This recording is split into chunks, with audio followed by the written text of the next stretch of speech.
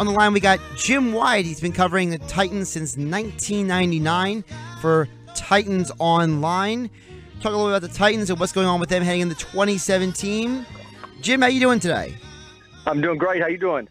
Doing good. So, the Titans, there's a lot of interesting things about this team going in the next season, but I want to start with John Robinson because I look at this guy as someone, and I'm an outsider. I'm not watching the team as closely as you are, but I feel like when he came to this franchise, he breathed in a totally new culture and mentality and environment. This is a guy, he was a scout with the Patriots. He worked his way up the Patriots organization, was with the Bucs for a couple of years before coming to Titans.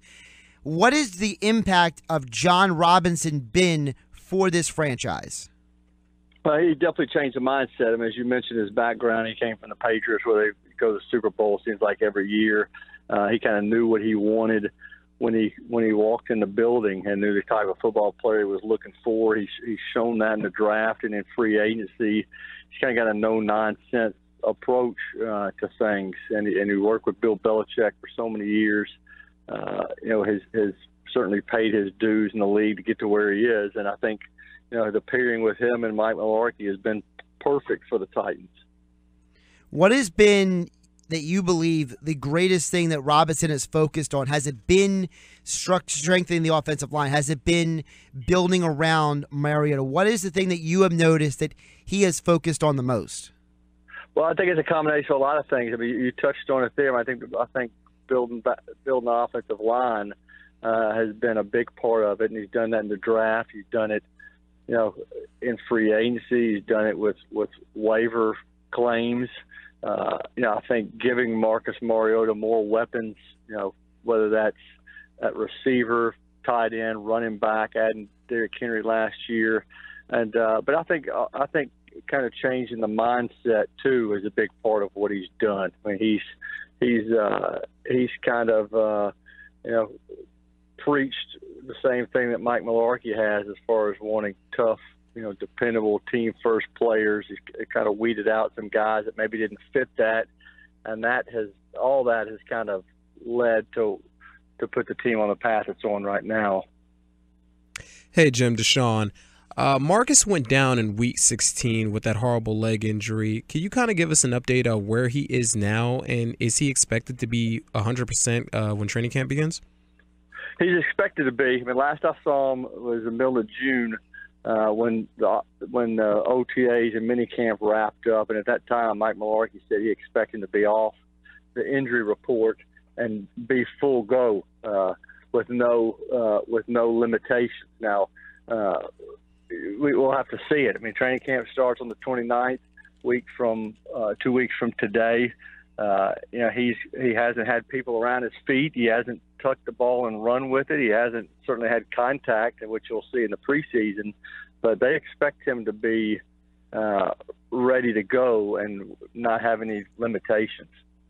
Sticking with Mariota, last year, remember when they fired Ken Wisenhunt, it was a lot of talk because Chip Kelly was available that they would bring in Chip Kelly to coach Marcus Mariota. The fact that the organization stuck with Mike Mularkey and basically kept with Mariota, knowing that he could run a pro-style offense and he didn't have to go back to the Chip Kelly, Oregon, all that stuff. What does that say more about Marcus as the quarterback or Mike Mularkey adjusting his system to help out Mariota? Well, that says a lot. I mean, but the Chip Kelly stuff was never an option. I mean, that was just rumor mill stuff that got circulated, and everybody thought, well, Chip Kelly was his coach in Oregon. Let's bring him here and have a perfect marriage. And the reality is, I mean, they put Marcus Mariota in a system when he got here. They wanted to build around it. He fits what Mike Mularkey wants to do, and I think it helped him not having to deal with more changes, especially at head coach. He's had to deal with a couple of offensive coordinator changes already, but it was a big plus for him not to have to deal with another head coaching change. Jim, sticking with Mariota, I read your article where you talked about what David Shaw had to say about Mariota, about how Shaw felt that Mariota wasn't just purely a spread quarterback. And it seems like, whether it's guys like David Shaw, whether it's other guys from around the league, one of the things that they really applaud Marcus Mariota is about his intelligence, about how he understands the game of football. You see him every day. Talk about what makes this kid so intelligent. Well, he works at it. I mean, he is smart, and he's kind of football savvy. But that's not, that's not without him being the first guy in the building about every day, and not without him spending a lot of time, in the classroom with his quarterbacks coach and offensive coordinator.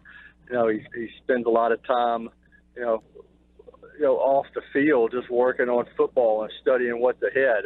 That's helped make him smarter. I expect him. He's been in Oregon. He's been in Hawaii. He's supposed to come back to Nashville early to throw with some of the team's receivers to get on the same page. So I think his intelligence, just his athletic ability, his approach have all kind of combined to make him the player that he is.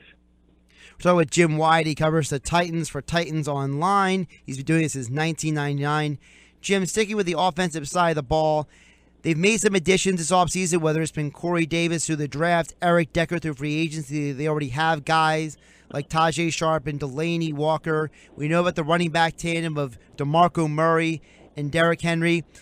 Do you expect this team this coming season to be an even bigger offense? They did put up 381 points last year. Do you expect them to crack into that 400 range this year?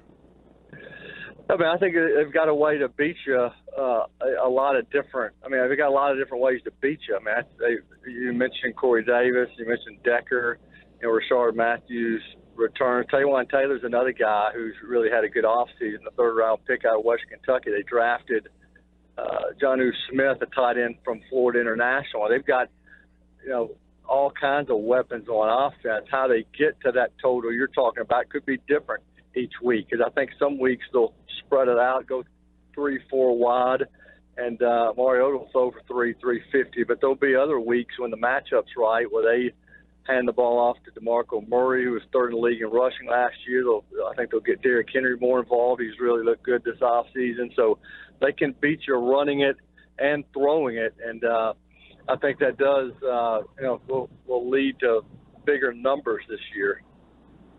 Jim, I want to get your thoughts on Corey Davis, how he's looked so far in limited time, obviously, with just the mini camps and the rookie camps. But where did you have him before the draft ranked with all these receivers, and how has that changed your opinion now? Well, he was number one for me. I mean, Mike Williams is great in college, and I was impressed with him at Clemson. Ross, a speedster, but I was worried about his size and his injury history. And while Davis did have an ankle that he had to work his way through when he first got to the team, physically he was,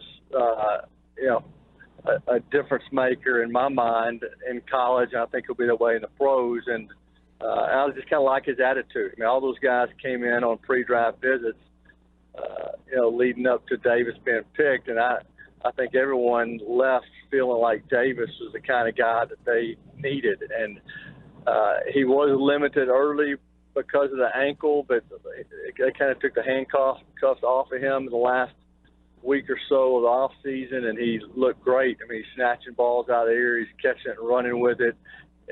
I'm looking forward to seeing him with the pads on, because he's going to be a guy that's going to break tackles and turn them into big gains. So he's going to bring a whole nother dimension to the offense. Realistically, Jim, Marcus Mariota has taken a step forward in both of his first two seasons. Can this be the year where he finally takes the Titans to the playoffs and possibly win a game or two? What is the ceiling for this team? Well, I definitely think he's capable. I mean, they've got to stay healthy. I mean, he's got to stay healthy. I mean, he made the Week 16 last year and then had a 300-pounder land on his foot, and a lot of people have wondered whether he's injury-prone. I think anybody has a 300-pound guy land on your ankle, foot area, you're going to have an injury, and that's what happened to him. But they were fortunate, around him. I mean, they didn't suffer any devastating injuries during the course of the year where they lost a bunch of starters or were depleted at any one position. So when you go into a year, that's the number one thing is you got to stay healthy. But they learned how to win last year. They went from winning 3 games to winning 9 games. They beat 5 teams that went to the playoffs and 6 teams with winning records. They're in a division that I think is pretty wide open.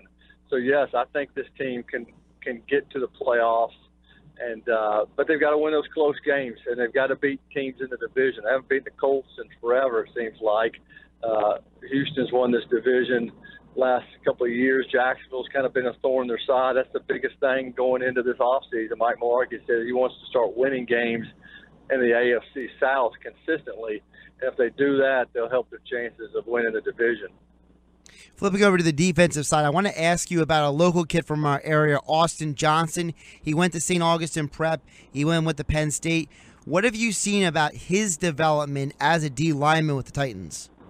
Well, he's getting better and better. I mean, they kind of eased him in as a rookie, and I think he made progress certainly at the end of the year. Then he got improved in his second season. I like the looks of him, and he's big and strong. He's pretty versatile. He's part of a defensive line group is probably the deepest on the team as far as quality guys go, and you can take one guy out, put somebody in, and can't tell a big difference. So I expect him to be in the rotation. I expect him to make even more plays this year. Speaking of a guy who makes a big difference, I want to ask you about Wesley Woodyard. I almost keep forgetting that he's still in the league. He's been in the league for a decade. What has he been bringing the leadership-wise to this team? Because it feels like he has seen so many different versions of this franchise at this point, and yet he still goes out and contributes every week. Yeah, and he's been a captain just about everywhere he's been, and played on the team, went to the Super Bowl in Denver. He's a good leader, and he's a good veteran, and he's been through the good times in Denver and had to suffer through some pretty bad years in Tennessee, but he's helped change the mindset. I think he, alongside Avery Williamson, I think they've got a chance to be good in the middle. They did draft a pretty talented guy out of UCLA, could compete for extra time there, and I don't know what that means for Wesley, but I know Wesley works extremely hard and very valuable on the field and off the field as well, and we're lucky to have him. He is Jim Wyatt. You can follow him on Twitter at @JWyattSports, covering the Titans since 1999. He writes for Titans Online. Jim, appreciate the time, and we're looking forward to see the Titans this coming season. Okay, you guys have a good weekend. Thanks, Jim.